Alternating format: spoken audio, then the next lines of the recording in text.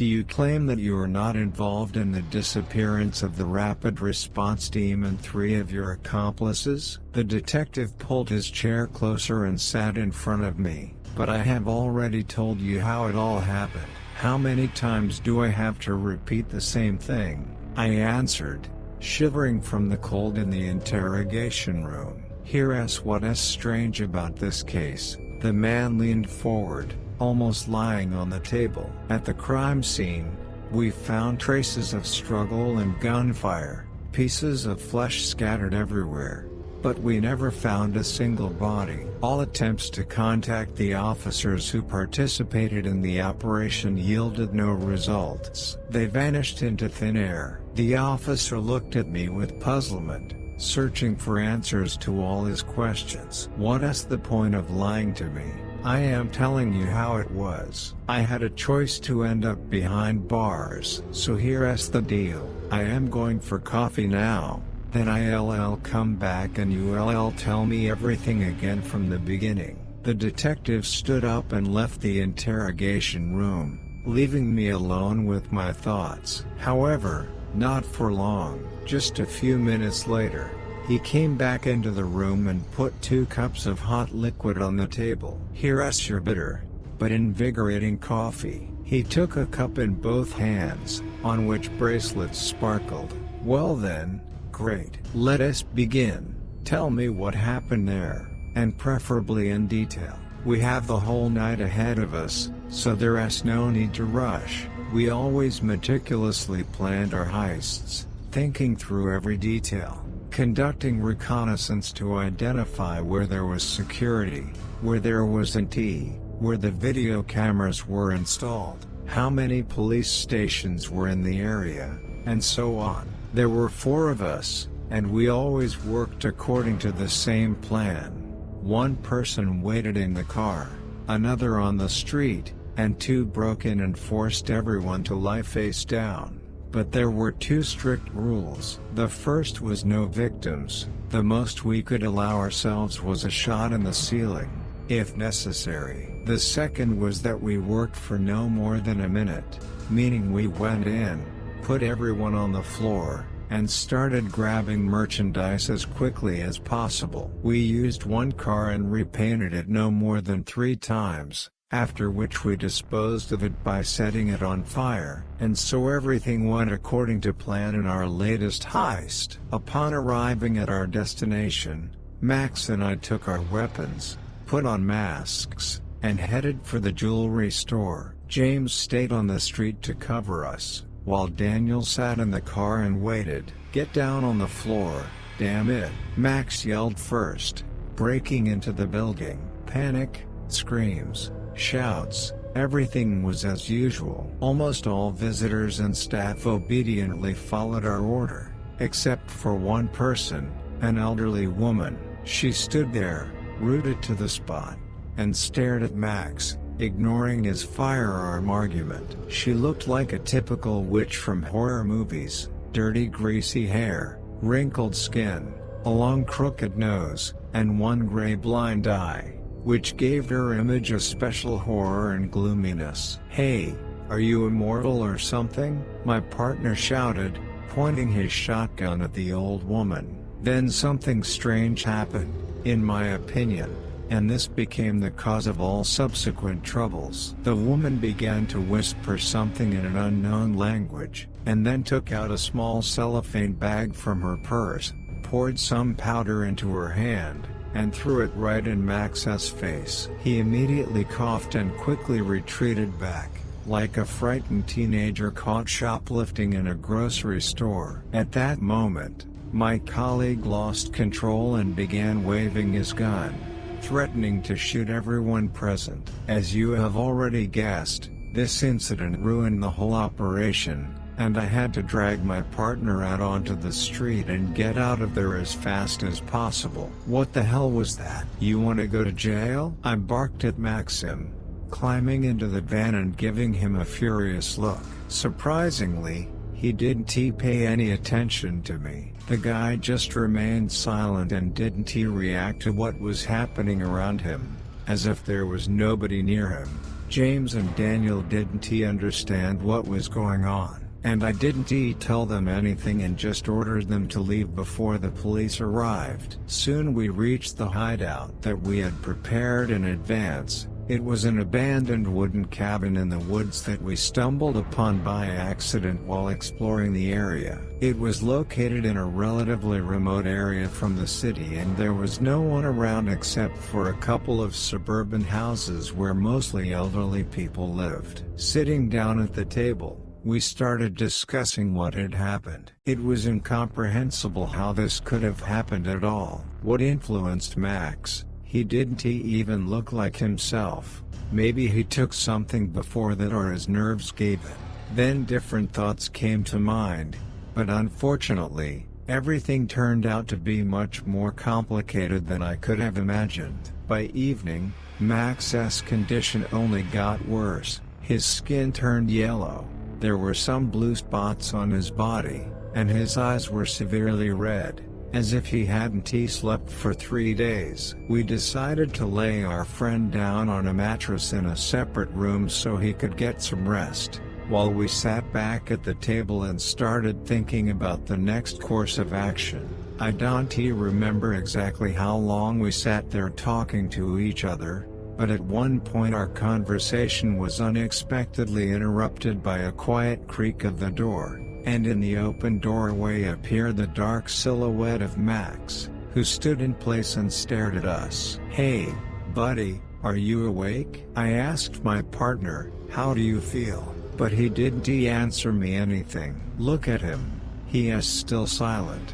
That bastard," said James, not hiding his anger, getting up from the table and approaching Max. It was a fatal mistake. As soon as he approached our sick comrade, the creature once known as Max suddenly screamed in a voice that wasn't his own and attacked James, knocking him off his feet. Daniel was the first to rush to break up the fighting, thinking it was just a regular scuffle between his friends, but it was not to be. The creature was distracted from its prey and pushed Daniel with such force that he flew several meters and crashed into the wall. I suffered almost the same fate. Although I managed to break a wooden table with my back, it was as if demons had possessed Maxim, and not just a few of them, because a person simply could not possess such beastly strength. It seemed that a skinny, short guy was tossing us around like rags, as if 3 school children were fighting a professional boxer. All this fuss lasted for several minutes. We fell, got up, then fell again and repeated it until a shot rang out, stunning me for a while. James put a bullet in Maxim's forehead, and now I consider it the right decision, although at that moment I tried to object and there was really no choice, either he or us. We decided to quickly bury the body right there in the forest. Maxim was our friend and deserved at least such a burial. We packed the corpse in whatever was at hand, bags, tape, and so on, and then dug a grave and prepared for the burial. And then, at the moment when the 3 of us grabbed the bag to throw it into the pit, the dead body suddenly stirred, and from surprise, I almost screamed and immediately let go of the edge I was holding onto. The guys followed my example and something wrapped in packages fell heavily to the ground. After a moment, it started to writhe and twist like a worm. We stood there, not knowing what to say or do. Soon the hellish creature managed to unpack itself and I saw an unimaginable sight that I will never forget for the rest of my days. Max, he was dead, but at the same time alive. You understand? His eyes were white without pupils, and some incomprehensible black and thick liquid was flowing out of his mouth. The guy himself swayed from side to side, as if his legs were not obeying him. Max did not recognize anyone from the group, emitting a terrible guttural growl. He looked at us like a predator looks at its prey. Before us stood a real living dead. He moved slower than usual, but that did not make him any less dangerous. After putting a few more bullets into the head of this unclean thing, the 3 of us got to the car, slammed the doors, and drove away as far as possible. And perhaps the story would have ended on this note if it weren't for one random bite, which led to a series of sad consequences. Sitting in the front seat of the van, I noticed James holding onto his hand and staring absent-mindedly at one point. The skin on his face had turned yellow and was covered with dark spots, just like Max's shortly before his transformation into a monster. "Hey, James, are you okay?" I asked my friend, not taking my eyes off his hand. There was no response. Instead of keeping us safe, Daniel, for some reason, continued to question, "What is wrong with your hand? Let me see." Taking his partner's wrist and pulling it towards him, he saw a horrifying bleeding wound that looked like a bite from a wild animal. A chunk of flesh was literally ripped from James's forearm, and Daniel and I couldn't understand how James was still conscious after such a serious injury. Nevertheless, I still attempted to help my friend and rummaged through the glove compartment for bandages and antiseptic. Suddenly, I heard a disgusting sound behind me, similar to the crunching of bones. However, before I could turn around, the powerful jaws of the newly turned creature immediately sank into Daniel's skin. Before we crashed into the tree at full speed, James managed to tear the poor driver's throat and feast on his flesh. Luckily, he was wearing his seatbelt, and the airbag worked well, or else I wouldn't be sitting here in front of you, telling you all of this. I stumbled out of the car like a concussed boxer.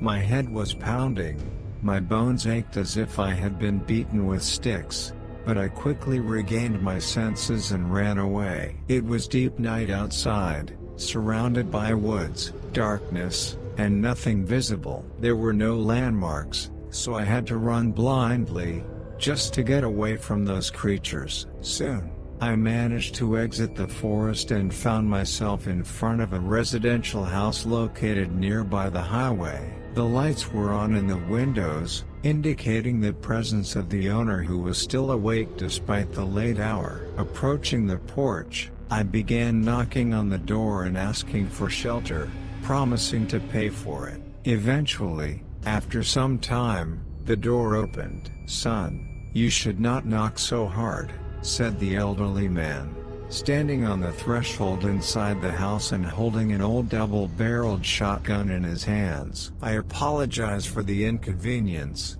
I said, trying to catch my breath after the long run.